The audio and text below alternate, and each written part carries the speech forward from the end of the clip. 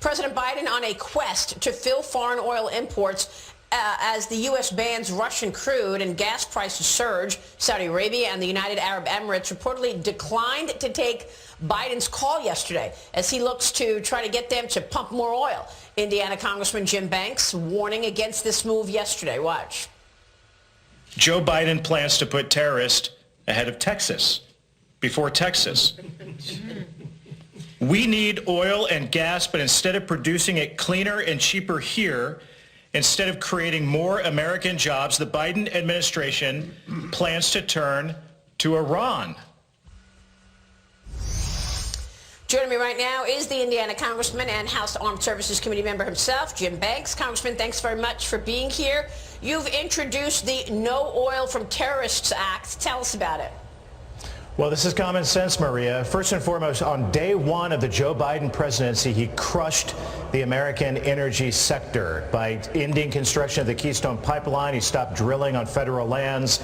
He did everything that he could to destroy American-owned and made energy sector, and he made us dependent on foreign oil again.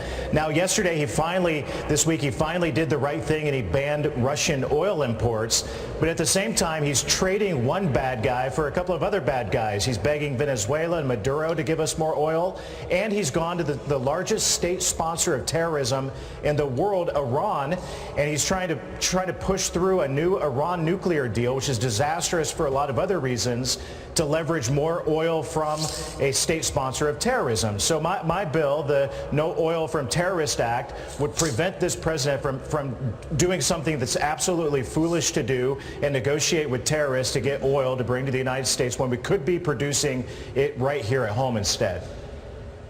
Well, I mean, the conflicts go on and on. We are right now apparently in the midst of returning the United States to the Iran nuclear deal. And who do we have negotiating on our behalf? Russia. The final text reportedly is on the table. Congressman, can you explain this to me? Western officials say that the last big question involves a recent demand from Russia. Moscow wants written guarantees that sanctions won't impact its future business dealings with Iran. Why is Russia negotiating on behalf of the United States to get the U.S. back into an Iran deal so that Iran can start pumping oil?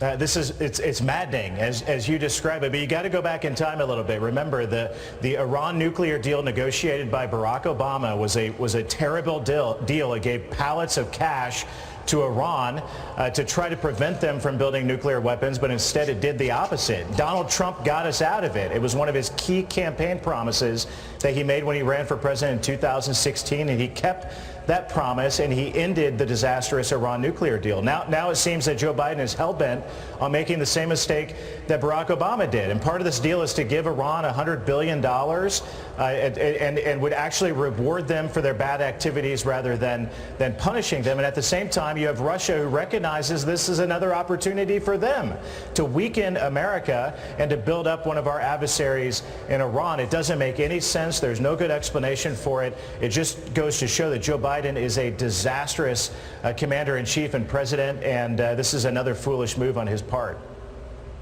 Congressman, I want to show you this stunning picture of one of the train stations in Kharkiv.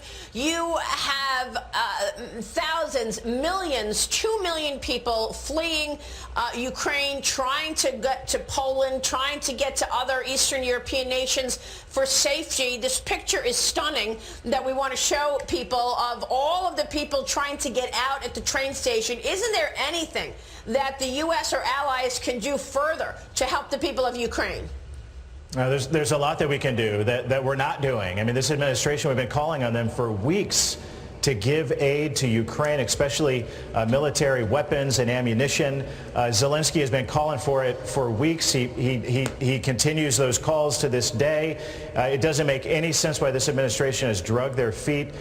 Joe Biden has waited for many European countries to act first, and he's leading from behind. Today on the floor of the House, we'll be voting on a humanitarian package, but it's too little too late. And they don't need blankets. They don't need American troops.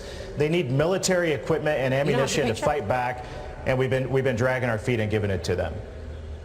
Yeah, you also have real leadership coming out of Ukraine. Look at this picture. This is from the Daily Mail to show all of the people leaving Ukraine, the way that this war has really undercut the entire country and killed so many.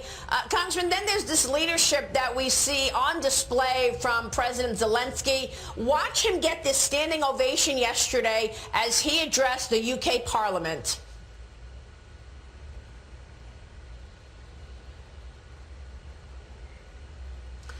He basically channeled Winston Churchill, Congressman.